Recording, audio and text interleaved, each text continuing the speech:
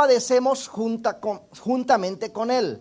Hay un paréntesis, una cláusula ahí que dice, y si es que padecemos juntamente con Él, para que juntamente con Él seamos glorificados.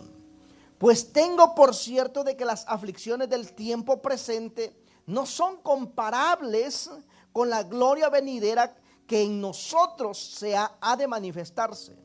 Porque el anhelo ardiente de la creación es el guardar la manifestación de los hijos de Dios. Desde que nosotros venimos a los pies de Cristo, se nos tiene que revelar, amados, de que hay una herencia, hay una bendición en nuestras vidas, que ya está destinada, es una herencia dada por el Señor. Somos herederos y coherederos con Cristo. Hay una promesa específica de Dios a nuestras vidas. Y en las Escrituras podemos encontrar una de las historias más marcadas, porque la palabra dice que somos hijos de Abraham por medio de la fe. Él es nuestro padre, el padre de la fe, Abraham. Y en Abraham se cumplieron promesas especiales.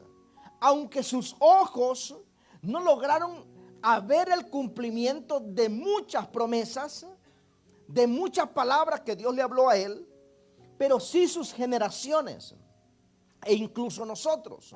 Nosotros vemos a un Abraham riquísimo en todas las áreas, rico en fe, rico espiritualmente, materialmente, y esa herencia él se la da, él se la entregó a sus hijos, a su hijo, Isaac. Isaac la recibe, pero en Isaac la siguiente descendencia cambia, porque hay dos generaciones en el vientre de Rebeca. Está Esaú y está Jacob. Pero en Esaú no entiende, no se le reveló, no le importa la unción, no le importa lo que es la palabra de Dios, no le importa lo que es una herencia espiritual. Y a Jacob se le revela que si una palabra de Dios viene a su vida, esa palabra se va a materializar. Y si esa palabra entra a su corazón, se embaraza de esa palabra, será la semilla, el detonante para que todas sus generaciones sean poderosas en la tierra. Y en Jacob nosotros vemos cómo él recibe la bendición engañando a su padre, se va lejos porque Jacob no se lleva toda la riqueza que tenía su padre, se lleva una palabra, se lleva una bendición. Esa palabra, hermanos, Jacob lucha por esa palabra. Jacob, su suegro, lo engaña y le cambia 10 veces su salario. Pero él está luchando por esa palabra. Él está viviendo crisis, pero se aferra a esa palabra. Y años más tarde Dios le da hijos a Jacob. Y el hijo último, José, es vendido por sus hermanos. Y dice la palabra en el libro de Génesis, en el capítulo 37, verso 1 al 20. Es algo larga la lectura, pero la quiero compartir porque hay un rema que el Señor nos va a ministrar hoy. Y dice la palabra, Génesis 37 del 1 en adelante. Habitó Jacob en aquella tierra donde había morado su padre, en la tierra de Canaán. Esta es la historia de la familia de Jacob. José, siendo de edad de 17 años, apacentaba las ovejas con sus hermanos. Y el joven estaba con los hijos de Bilha y con los hijos de Silpa, mujeres de su padre, e informaba a José a su padre la mala fama de ellos. Los hijos de José, los mayores, ya habían tomado una decisión, echando a un lado la palabra de Dios, la palabra, el consejo que sus padres le habían dado, la habían echado a un lado, y la mala fama de ellos se oía. El verso 3 dice: Y amaba a Israel a José más que a todos sus hijos, porque lo había tenido en su vejez y le hizo una túnica de diversos colores. Y viendo sus hermanos que su padre lo amaba más que a todos sus hermanos, le aborrecían y no podían hablarle pacíficamente. Y soñó José un sueño y lo contó a sus hermanos. Y ellos llegaron a aborrecerle más todavía. Y él les dijo: oídme ahora este sueño que he soñado. He aquí que atábamos manojos en medio del campo, y he aquí que mi manojo se levantaba y estaba derecho, y que vuestros manojos estaban alrededor y se inclinaban al mío. Le respondieron sus hermanos: ¿reinarás tú sobre nosotros o te enseñorearás sobre nosotros? Y le aborrecieron aún más a causa de sus sueños y sus palabras. Soñó aún otro sueño y lo contó a sus hermanos, diciendo: he aquí yo soñaba que otro sueño, y he aquí que el sol y la luna y 11 estrellas se inclinaban a mí. Y lo contó a su padre y a sus hermanos, y su padre le reprendió y le dijo: ¿qué sueño es este que soñaste? ¿Acaso vendremos yo y tu madre y tus hermanos a postrarnos en tierra ante ti? Y sus hermanos le tenían envidia, mas su padre meditaba en esto. Después fueron sus hermanos a apacentar las ovejas de su padre a Siquem. Y dijo Israel a José: tus hermanos apacientan las ovejas en Siquem. Ven y te enviaré a ellos. Y él respondió: heme aquí. E Israel le dijo: ve ahora y mira cómo están tus hermanos y cómo están las ovejas, y tráeme la respuesta. Y lo envió del valle de Hebrón y llegó a Siquem. Y lo halló un hombre andando él errante por el campo. Y le preguntó a aquel hombre diciendo: ¿qué buscas? José respondió: busco a mis hermanos. Te ruego que me muestres dónde están apacentando. Aquel hombre respondió: ya se han ido de aquí. Y les oí decir: vamos a Dotán, donde entonces José fue tras ellos, tras sus hermanos, y los halló en Dotán. Cuando ellos lo vieron de lejos, antes que llegara cerca de ellos, conspiraron contra él para matarle. Mire la envidia hasta dónde llega. Conspiraron contra él para matarle, y dijeron el uno al otro: he aquí viene el soñador. Ahora pues venid, matémosle, echémosle en una cisterna, y diremos: alguna mala bestia lo devoró, y veremos qué serán de sus sueños. ¿A dónde quedan esos sueños? Algo que tenemos que hacer nosotros como creyentes es aprender a soñar desde nuestro llamado.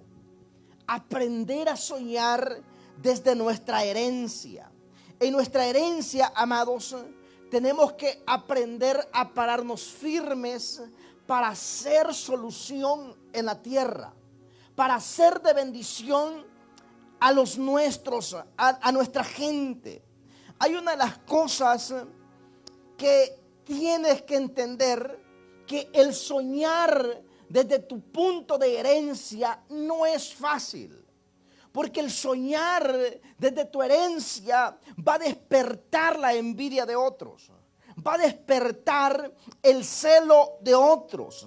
Y tienes que aprender a vivir bajo tu asignación, a estar parado en tu alto llamado en Dios, y saber que los sueños que tú tengas, los sueños que Dios te da a ti, no se los puedes contar a cualquiera. No todo aquel que te abraza y te dice te amo, en realidad te está amando. Hay otros que desean en secreto tu mal. Hay otros que desean, y gente que desea que a tu familia le vaya mal. Hay otros que desean que tus hijos se pierdan. Hay otros que desean que a tu salud le vaya mal. Porque la envidia está en el corazón. Y cuando hay una herencia grande en tu vida, esa herencia, amado, despierta el celos en otros. Aunque tú no tengas nada, aunque no tengas una gran posición económica, una gran posición material, pero la esencia interna, la herencia espiritual es tan pesada que otros van a envidiarte, otros van a sentir celos de ti y van a querer matarte. Tu herencia, amados, no responde a tus sueños, sino que son tus sueños que comienzan a responder a tu herencia. Si tú eres un soñador, según tu herencia, tienes que aprender a discernir la gente que está a tu alrededor. La gente, cuáles son las decisiones que la gente que te rodea está tomando. Porque la gente que te rodea trae grandes influencias sobre tu vida.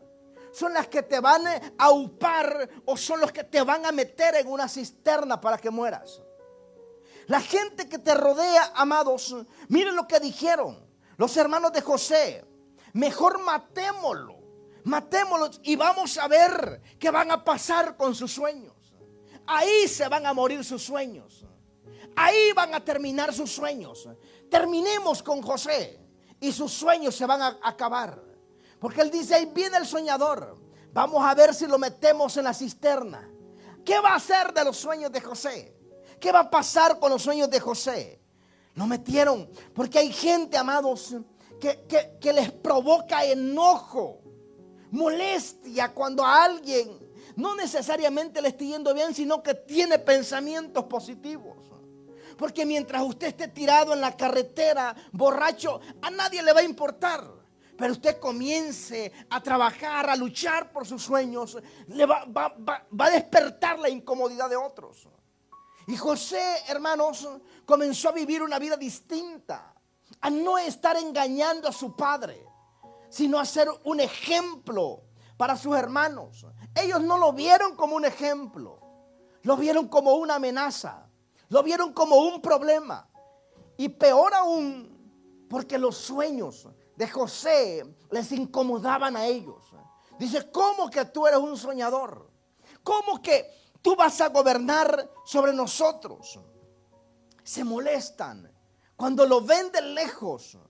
Dice: lo vamos a meter en una cisterna. Cuando él llega ahí, hermanos, ellos vienen y le quitan la túnica y lo meten a la cisterna. La cisterna, amados, es un lugar estrecho. Pero hay algo curioso, que le quitan la túnica de colores que su padre le había hecho. La túnica representa la palabra de su padre, que le había dicho: yo te estoy haciendo esta túnica porque tú eres diferente. Porque su padre no lo amaba más de casualidad, sino porque miraba en José alguien con un espíritu distinto. Alguien que estaba marcando una diferencia. Alguien que no estaba llevándole mentiras o caminando en mentiras, sino alguien que se había apoderado de una palabra de verdad en su corazón. Y él dice: ¿sabes qué? Le vamos a quitar. Mire cómo el enemigo busca arrancar la palabra, los sueños, arrancarle esa vestimenta, y lo tiran a la cisterna. Hermanos, el rencor y la amargura y la envidia de los hermanos de José los llevó a echarlo a una cisterna. La cisterna, hermanos, es un lugar de escasez. La cisterna es un lugar de miseria. La cisterna es un lugar de pobreza. La cisterna es un lugar de traición. ¿Qué es lo que busca el enemigo? Mandarte o tenerte en lugares estrechos, de robarte la palabra y meterte en lugares estrechos económicos, en estrechez de tu salud, en problemas a tu alrededor. Mire cómo opera el enemigo para robar tu herencia. Número uno es rodearte de gente que te hagan sentir estrecho, para que vivas en estrechez. Rodearte de gente para que vivas en escasez. Rodearte de gente que te roben las energías.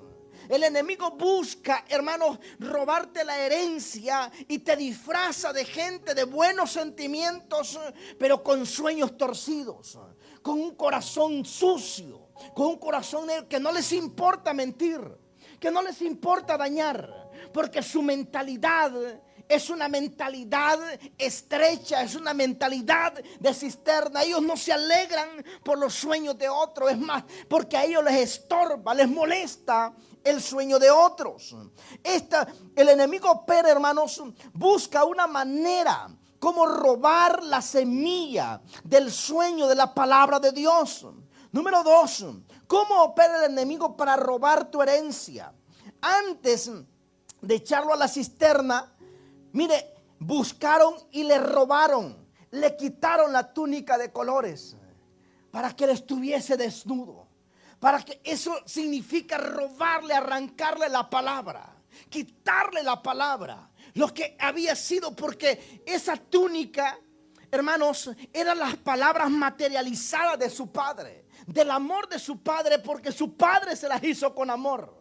Y esa túnica, al quitársela, él ya no tenía la evidencia de la palabra de su padre. Pero la palabra de su padre José no la dejó en la túnica, la metió en el corazón. Y la cisterna, hermanos, no pudo ahogar la palabra de Dios, la palabra que estaba en el corazón. Porque la palabra de Dios, hermano, es la que te va a abrir camino. La palabra de Dios va a romper toda estrechez. La palabra de Dios en tu corazón te va a llevar a un puerto seguro. La Biblia, Jesús, en el libro de Lucas, en el capítulo 8, Jesús habla acerca, amados, de la parábola del sembrador.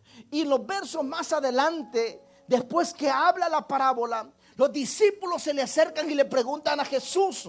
Jesús le dice, dinos qué es la parábola esta, qué es lo que nos quieres enseñar. Y en el verso 11 del capítulo 8 dice, esta es pues la parábola de la semilla, es la palabra de Dios. El verso 12 dice, y los de junto al camino son aquellos que oyen, y luego viene el diablo y quita de su corazón la palabra para que no crean y se salven. Mire cómo el enemigo opera. De repente usted recibe una palabra afirmativa en un culto, en una vigilia, en un discipulado.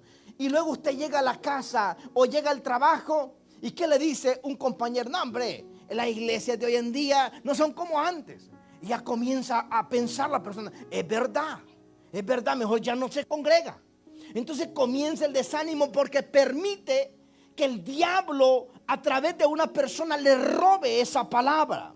En el verso 13 dice, los de sobre la piedra son los que habiendo oído reciben la palabra con gozo, pero estos no tienen raíces, creen por algún tiempo y en el tiempo de la prueba se apartan.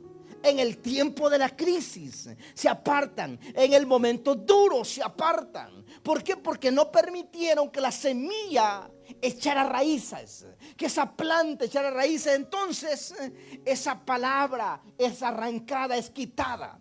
La palabra, hermanos, usted va a echar raíces espirituales cuando en medio de la prueba usted se mantiene firme.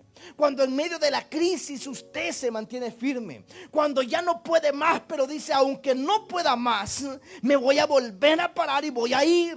Aunque no quiera, me voy a congregar. Aunque ya no pueda más, voy a persistir. Y usted, sin darse cuenta, comienza a echar raíces y se vuelve fructífero en el Señor. Verso 14 dice, las que cayó entre espinos, estos son los que oyen, pero yéndose son ahogados por los afanes y las riquezas y los placeres de la vida y no llevan fruto. Los afanes, los problemas, las angustias, las carreras de hoy, el correr, las agitaciones de hoy producen que se ahogue esa palabra y no lleve un fruto. El verso 15 dice, mas la que cayó en buena tierra son los corazones buenos y rectos, que retienen la palabra oída y dan fruto con perseverancia. Levante la mano y diga, con perseverancia. Y dan fruto con perseverancia. Entonces, esa palabra, hermanos, cuando la palabra cae en nuestro corazón, La palabra es la que va a dar fruto en nuestras vidas. El enemigo sabe, hermanos, que si roba la palabra va a dañar tu vida. El enemigo sabe que si roba la palabra va a dañar a tus hijos. El enemigo sabe que si roba la palabra va a dañar a tu matrimonio. El enemigo sabe que si roba la palabra de tu corazón va a dañar a tus generaciones. Porque si te roba la palabra te va a mantener con una mente estrecha, con una mente estancada, con una mente débil. Entonces, por eso usted ve en las escrituras los hombres que pelearon grandes batallas. Conocemos a un David y un Goliat, pero la primera batalla que enfrenta David con Goliat fue una batalla de palabras. Cuando Goliat miró a David, lo primero que le dijo: ¿acaso soy perro yo para que te envíen a ti a mí? Lo primero es la palabra. Pero ¿qué dijo David? Es que no es conmigo, es el Dios de los ejércitos que va conmigo. Mire la palabra que había en el corazón de David. La palabra te hace intrépido. La palabra en el corazón te hace alguien valiente, alguien fuerte. La palabra en el corazón, amados, rompe la crisis. La palabra en el corazón, amados, rompe todo espíritu de muerte. La palabra en el corazón, amados, es la que te va a sacar de la cisterna. La palabra en el corazón va a darle dirección a tu vida. La palabra en el corazón va a transformar a tus hijos. La palabra en el corazón va a hacer que tus generaciones sean poderosas en la tierra. Porque es la palabra. Dice en el libro de Salmos en el 107 verso 20: y envió su palabra y lo sanó. Porque la palabra de Dios tiene poder. Un día se le acercó un centurión a Jesús y le dijo: Señor, solo di la palabra y mi siervo va a sanar. Porque la palabra trae sanidad, la palabra trae liberación, la palabra, hermanos, trae salud, la palabra trae bendición a nuestras vidas. José es sacado de la cisterna, hermanos, fue sacado y sus hermanos dicen: no, mejor vendámoslo. Lo vendieron a una caravana de ismaelitas que iban. Y llega José a Egipto y Potifar lo compra. Y dice la palabra que Potifar, cuando vio a José, hermanos, a José lo vio trabajar, miró que en José había algo distinto. Y todo lo que José hacía era bendecido. Todo lo que José hacía. Entonces dice la palabra en el verso 39, verso 6. Y dejó todo lo que tenía en manos de José, Potifar. Y con él no se preocupaba de cosa alguna, sino del pan que comía. Y era José de hermoso semblante y bella apariencia. Hermanos, porque la palabra de Dios se cumple. José no niega la palabra. Y llega al lugar de Potifar, él está de esclavo. Pero ¿sabes algo, hermano, amado hermano? Que Dios, desde el momento que nosotros le abrimos el corazón, hay una herencia para nuestras vidas. Pero viene una crisis. Y siempre Dios va a estar probando nuestro corazón. En la cisterna Dios probó el corazón de José. Estando en casa de Potifar, Dios vuelve a probar el corazón de José. Que la mujer de Potifar pone los ojos en José. Y él dice: no, acuéstate conmigo, acuéstate conmigo. Y mire, José, a mí me encanta la vida de José. ¿Sabe por qué? Porque José pudo haberse hecho la víctima y decir: ¿sabes qué? La he pasado mal. Mis hermanos me vendieron. La verdad que estoy de esclavo aquí. Esta señora se ve pasable. ¿Puedo tirarme una canita al aire? La verdad que la crisis ha sido dura conmigo. Un poquito de placer puedo tener. Pero él dice: no. Porque le estaría fallando a Dios. Y le estaría fallando a mi amo. No lo voy a hacer. Y miren, nuevamente está en aquella casa.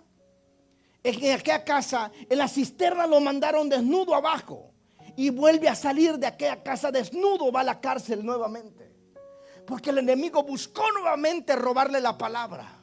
Por las palabras acusativas de aquella mujer, Este hombre pierde la ropa nuevamente y llega desnudo. El enemigo queriéndole robar la palabra, queriéndolo meter preso en la palabra. Pero dice el verso 39, 22, que en la cárcel también José encuentra gracia. Dice la palabra: y el jefe de la cárcel entregó en mano de José el cuidado de todos los presos que habían en aquella prisión. Y todo lo que se hacía ahí, él lo hacía. Porque aún en medio de la crisis, Dios le está dando pequeñas pinceladitas de gobierno a José. Él gobernó correctamente en la casa de Potifar. Llega a la cárcel y gobierna correctamente en la casa, en la cárcel. Y él mantiene firmeza en sus convicciones. Él mantiene la palabra en su corazón. Él dice: ¿sabes qué? No estoy viviendo mi mejor momento, pero voy a hacer lo mejor que yo pueda en este momento de crisis. En este momento difícil lo voy a hacer. Porque en su corazón estaba la palabra de aquellos sueños que estaban ahí. La palabra estaba en su corazón. Abrazó la palabra en su interior. Caminó con esa palabra. Trabajó con esa palabra. Vivió con esa palabra. Disfrutó esa palabra. Sufrió con esa palabra. Pero dijo: la palabra es la que a mí me va a llevar, me va a sacar de la crisis, porque la herencia yo la voy a recibir. Porque es la palabra, amados.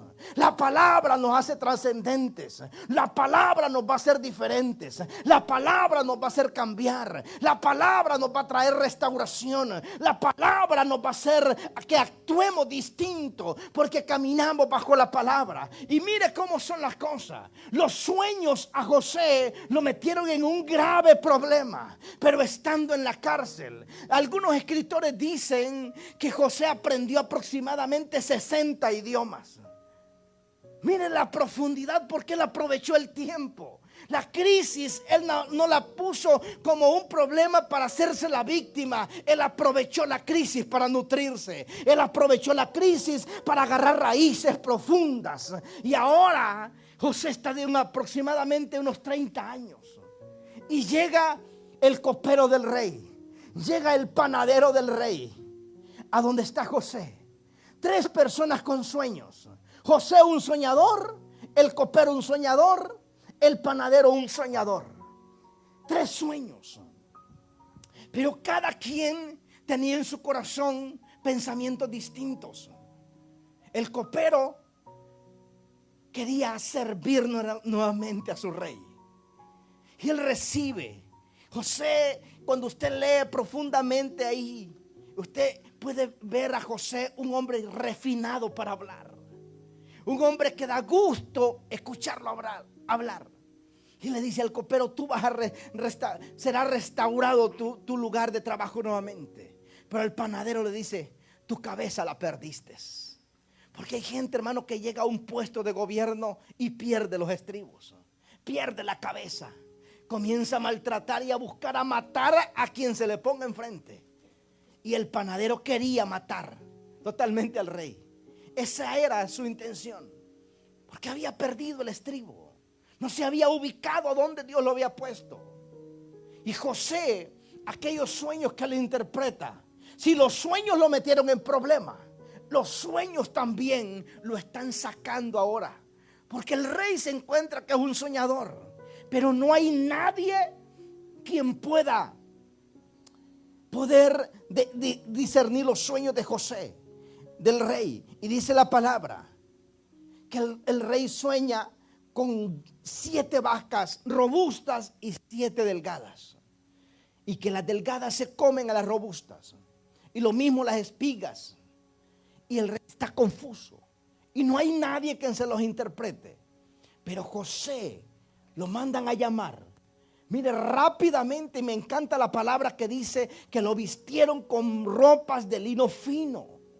Lo visten nuevamente. Cuando el enemigo se las arrancó para meterlo en la cisterna, Cuando el enemigo se las arrancó porque no quiso acostarse con aquella mujer, ahora el rey lo está vistiendo de gala. ¿Sabe por qué? Porque la herencia, cuando tú aprendes a pasar por las crisis y le sos fiel a Dios en las crisis, le eres fiel a Dios en tu momento de proceso, Dios te va a llevar a tu lugar de gobierno. La palabra dice, mire lo que dice, el rey dijo, y Faraón dijo a José: pues Dios te ha hecho saber todo esto, que no hay entendido ni sabio como tú. Mire la sabiduría. ¿A dónde aprendió eso José? Lo aprendió en la crisis. Porque todos esperamos un momento, hermano, cuando yo esté feliz, ahí voy a servir a Dios. No, hermano.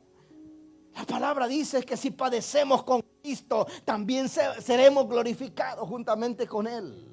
Porque las crisis te hacen crecer. Las crisis sacan lo mejor de ti. La crisis saca, amado hermano, a relucir lo que hay en lo profundo del corazón. Porque desde que nosotros nacemos hasta que vamos a partir, Dios va a seguir tratando con nuestro corazón. Dios va a tratar con lo profundo del corazón. La Biblia dice: y no recibís porque pedís mal para gastar en vuestros deleites y placeres. Por eso muchas bendiciones están detenidas, porque el corazón no está alineado al propósito de Dios. Cuando nos alineamos al propósito de Dios, las bendiciones vienen poderosamente a nuestras vidas. Entonces dice la palabra, entonces mire nuevamente, José en Potifar solo se preocupaba por el bocado a su boca, porque todo lo dirigía José. Cuando llega José, y fue fiel José en la casa de Potifar, cuando José es fiel en la cárcel, el carcelero le dio todo que lo dirigiese José. Cuando llega al lugar de gobierno, Faraón le dijo: José, pues que Dios te ha hecho saber todo esto, no haya entendido ni sabio como tú. Tú estarás sobre mi casa. Mira la palabra nuevamente en lugar de gobierno.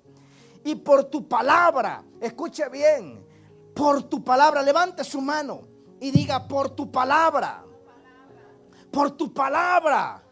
se gobernará todo mi pueblo. Por tu palabra, nuevamente, se gobernará todo mi pueblo. Porque la palabra de Dios, hermano, estaba en José. No era José, era la palabra de Dios. La palabra de Dios estaba en José. Y le dice: solamente en el trono seré yo mayor que tú. Porque ya todo estaba hecho. La palabra de Dios se cumplió. Y mire, en el capítulo 42, ya José no es cualquier persona. Ya José, mire el nombre que se le da a José. Capítulo 42, verso 6. Y José era el Señor de toda la tierra, quien le vendía a todo el pueblo de la tierra. Y llegaron los hermanos de José y se inclinaron rostro a tierra. ¿Por qué? Porque él, hermanos, nunca permitió que le robaran la palabra. Cuando Dios te da una palabra, pelea por esa palabra. Cuando Dios te da una palabra a ti, el enemigo se va a levantar para que robarte esa palabra, para que tú desistas, para que tú no pelees, para que tú no te congregues, para que tú no ores, para que tú no ayunes, para que tú te rebeles, te enojes, te frustres y te vayas. Pero ¿sabe algo? Usted tiene que aprender a pelear la batalla. Usted tiene que aprender a pararse firme en la crisis, porque las crisis van a llegar. Y más cuando Dios te ha dado una palabra a ti, una palabra direccional, hermano. Todos queremos una gran bendición, pero no queremos el proceso.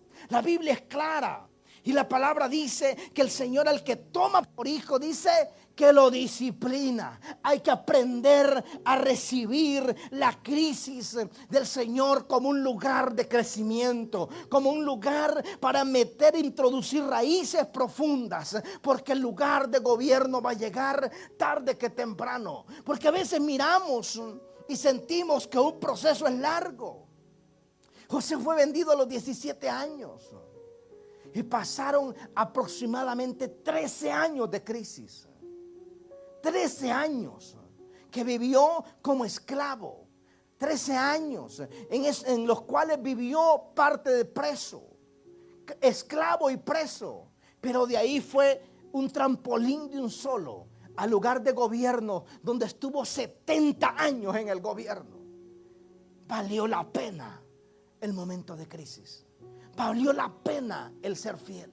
Valió la pena el no dejarse robar la palabra. Porque la palabra, hermanos, la palabra te va a hacer trascendente. La palabra va a librar a tus hijos de la muerte. La palabra es la que va a introducirte en tu lugar de gobierno. Es la palabra de Dios. Serle fiel al Señor. La fidelidad en medio de la crisis. La fidelidad en medio del dolor. La fidelidad en medio de la acusación. La fidelidad en medio de la cisterna.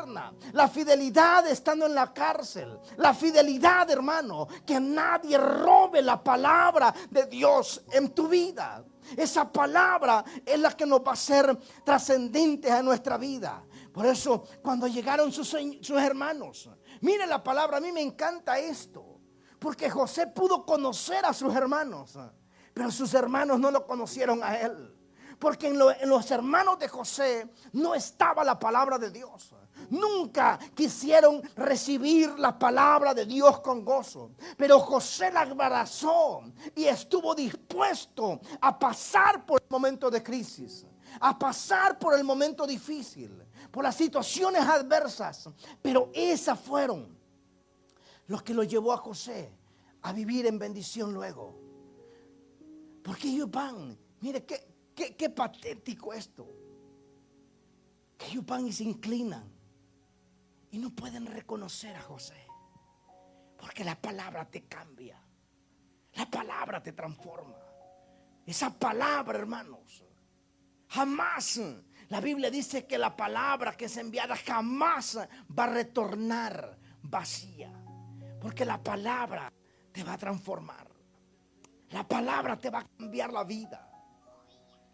Y cuando tú estás viviendo una situación de crisis, un momento de quiebre, un momento difícil, duro, recuerda que ese momento solamente será para que Dios transforme tu vida, para que Dios haga una obra gloriosa en tu vida, porque la palabra se va a cumplir. Tarde que temprano, quizás hoy no estés viviendo tu mejor momento.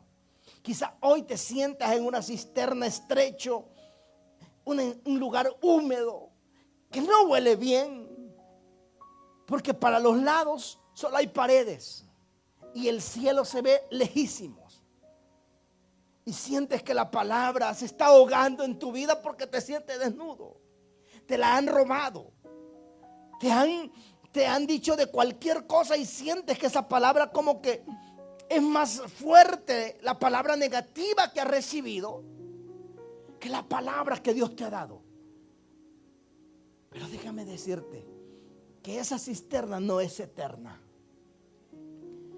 que de ahí vas a salir, que de ese pozo difícil, complicado, duro, fuerte, vas a salir. La Biblia dice que Judá fue y escuchó los gritos de su hermano y lo sacó. Judá lo que significa es alabanza, es adoración. Que aunque la palabra la sientas lejos, pero la adoración es la que te va a sacar de ahí. Y lo sacó. Y aunque dice, bueno, me sacó, pero me vendió. Porque cada vez, aunque se va haciendo, cada vez se miraba más difícil y complicado para José. Porque a veces miramos que el problema, en vez de arreglarse, se hace más complicado. Pero Dios trabaja distinto. Entre más complicado es cuando más rápido se va a romper y la bendición va a llegar.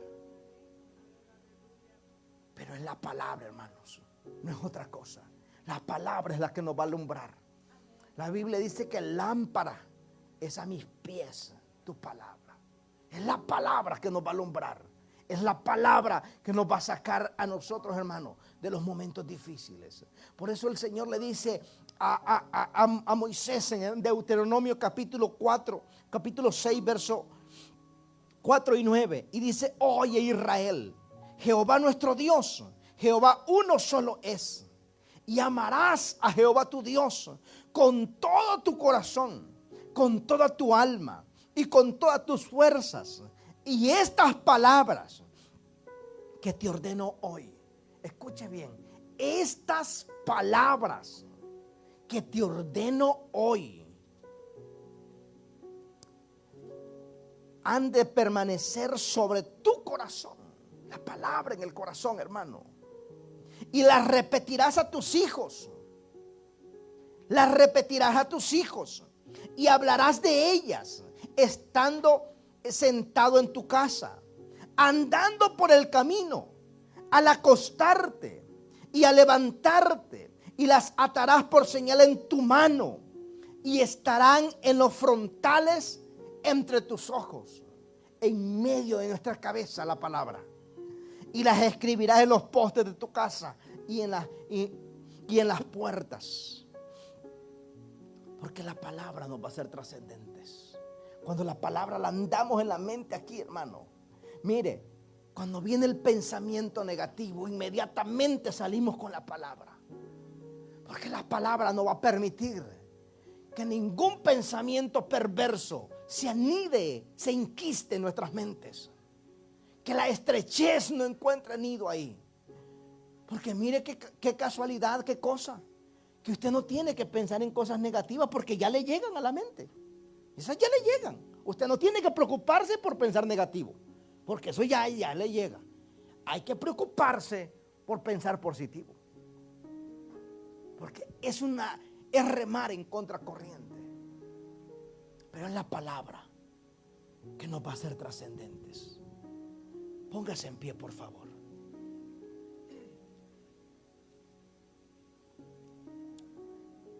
Aleluya, Jesús. Levante sus manos ahí donde está y declare la palabra. Señor, hoy me has hablado que la crisis no es eterna y que es necesaria. Porque es mi lugar de entrenamiento. Es mi lugar de crecimiento. Señor, porque me espera un lugar de gobierno. Señor, hay herencias en mi vida. Hay herencias para mi casa. Hay herencias para mis hijos. Hay herencias, Señor, para mis generaciones. Padre, enséñame que en medio de la crisis no retroceda. Señor, la cisterna no me va a detener. La opresión no me va a detener. La cárcel no me va a detener. Porque mi lugar, levante su mano y diga, porque mi lugar es gobierno. Mi lugar es bendición. Mi lugar, aleluya, es conexión contigo, Señor. Padre, en el nombre de Jesús, dígalo, en el nombre de Jesús, hoy me levanto. En el nombre de Jesús, hoy le digo a toda opresión fuera de mi vida. Hoy le digo a toda estrechez fuera de mi vida. Hoy le digo a todo cansancio fuera de mi vida. Hoy le digo a todo desánimo fuera de mi vida. Hoy le digo a toda palabra negativa fuera de mi vida. En el nombre de Jesús. Señor, dígale, Señor, aleja de mí todo pensamiento negativo. Aleja de mí todas amistades negativas. Señor, en el nombre de Jesús de Nazaret, aunque han querido robarme la palabra, Señor, yo voy a abrazar la palabra. Yo voy a dormir con la palabra. Yo voy a confesar la palabra. Yo voy a aferrarme a la palabra. En el nombre de Jesús de Nazaret. Porque yo me voy a levantar en el nombre de Jesús. En el nombre de Jesús. Dígalo, mis generaciones serán poderosas en la tierra. Porque seré un linaje de bendición. Seré un linaje poderoso en la tierra. En el nombre de Jesús de Nazaret, dígale: la escasez no tiene parte ni suerte en mi vida. La miseria no tiene parte ni suerte en mi vida. En el nombre de Jesús, hoy me levanto como un guerrero, como un conquistador. Digas: gobernaré cada asunto en mi vida con justicia. Lo gobernaré en bendición. En el nombre de Jesús de Nazaret. Ahora, por el poder de la palabra, en el nombre de Jesús de Nazaret, su palabra trae cumplimiento en mi vida. En el nombre de Jesús de Nazaret. Te damos gloria, papá. Te damos honra. Dale un fuerte aplauso al Padre, al Hijo, al Espíritu Santo. Aleluya. Aleluya, Jesús. Aleluya, Jehová. Aleluya. Aleluya. Adoramos a nuestro Padre Celestial en esta tarde. Aleluya. Gracias, Señor. Gracias por la palabra. Gracias, eterno Dios, porque tú has hablado al corazón, Señor, de cada uno de mis hermanos. Gracias, Padre Celestial, porque tú estás haciendo algo especial en nuestras vidas. Gracias, Señor, te damos gracias por esos momentos de dificultad. Te damos gracias en esta tarde, Padre, por esos momentos de crisis, Señor, que estamos cruzando, Señor. Oh Padre, te entregamos esos momentos de dificultad. Te entregamos en esta tarde, Señor, esos momentos de crisis. Padre, te entregamos, Señor, ese problema de escasez en nuestras vidas. Señor, esa escasez financiera, Padre, esa escasez emocional, Señor, sentimental. Te la entregamos a ti, Señor. Los despojamos en esta tarde, Padre Celestial, de todo aquello, de todo pensamiento de opresión, Señor, de todo pensamiento negativo, de todo pensamiento de tristeza de nuestras vidas. Lo echamos fuera por el nombre poderoso de Jesucristo. Es cancelado en el nombre poderoso de Jesucristo. Todo pleito en nuestras vidas, toda murmuración, toda mentira en nuestras vidas, la cancelamos, Padre Celestial, y te cedemos el control a ti, Señor. Tu palabra nos dice: diga el débil, fuerte soy, Padre, y declaramos esa palabra sobre cada uno de mis hermanos. Señor, levántalos, Padre, levántanos, Señor. Tú conoces las necesidades, las inquietudes, Padre Celestial. Tú conoces los más íntimos secretos, Señor, de cada uno de mis hermanos, cada una de sus peticiones, Señor. Y en esta tarde, Señor, nos entregamos delante de ti, Señor. Los arrodillamos, Señor, delante de tu presencia, Padre Celestial.